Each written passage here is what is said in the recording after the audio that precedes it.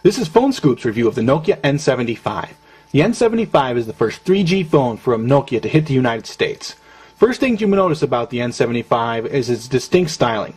It is also a pretty large phone. You can see how thick it is. Compared to a BlackBerry Pearl, for example, it's about the same length, but it's a lot thicker. Opening it up, and you can see quite a large size differential. Still, with a big phone comes big features, and the N75 does not skimp. Let's check them out. Taking a tour around the outside of the N75, you'll see the glossy exterior display and media keys on the front. The keys let you interact with the music player, camera, calendar, and view messages that come to your inbox. On the right side of the phone is a dedicated camera button and function button, as well as the volume rocker. These keys provide minimal feedback, though the volume rocker does do a little bit better job. Camera and flash on the back of the phone, as well as the battery hatch and battery. SIM card is located next to the battery, so the battery must be removed in order to access a SIM card slot. On the left side of the phone, you'll find the hatch covering Nokia's proprietary data port, as well as the power port and SD slot. Opening up the N75, you'll see that it has a very polished interior. The screen is large and beautiful and surrounded by a black glossy frame. The keypad is also reflective and has a mirrored finish surrounding the function keys and pad itself. Looking at the keys, you can see they have small dimples or depressions, although the overall feel of the keypad is very slippery. It's hard to tell when your thumb is moved from one button to the next. There's a dedicated menu button and a dedicated music button. Otherwise, the function keys and send and end keys are as to be expected. Because the N75 comes with the Symbian S60 operating system, it's highly customizable and a very able smartphone platform. Hitting the menu key takes you to the main menu, which you can see has a lot of options, including applications and folders.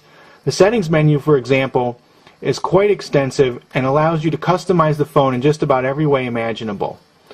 One very interesting and useful feature of the N75 is the active standby screen, which you see here, which allows you quick and easy access to a number of applications from the home screen.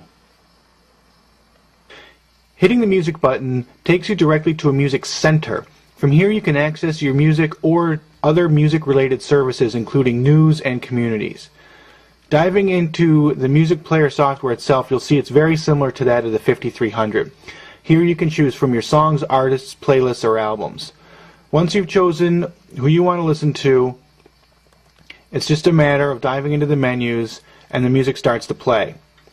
You can jump back out from the player and access it directly through the active standby screen, which lets you do things like compose messages or browse the web while you're listening to music.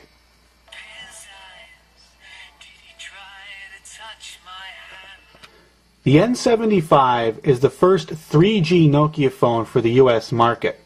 It has a UMTS radio, which is better than Edge but not quite as good as HSDPA. The N75 has two browsers, the S60 browser as well as a WAP browser. Taking a look at the S60 browser, you'll see that even in Edge coverage, it's fairly snappy and brings up web pages in fairly short order. Here we are loading the CNN homepage. Once your page is loaded, you'll see you've got this nifty little pointer running around the screen to choose your stories. Hitting the button lets you access the story, and you can scroll down and interact with the screen.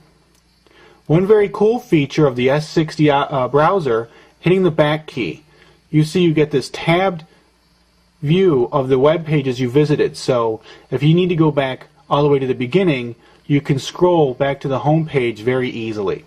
This is very useful when navigating deep into web pages.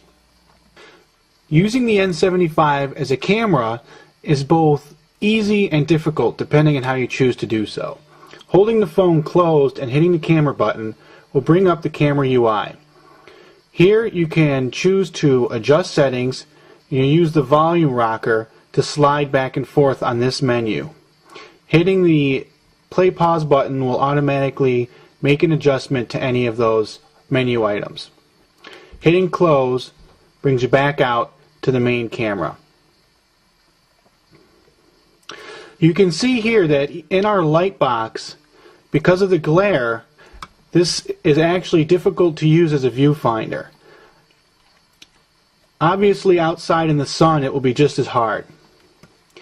However, once you've adjusted your settings and get used to using the camera, it does take very good pictures.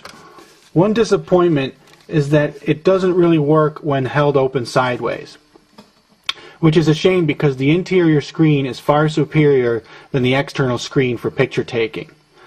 Once you're here though, you can adjust all the same settings as you can on the outside.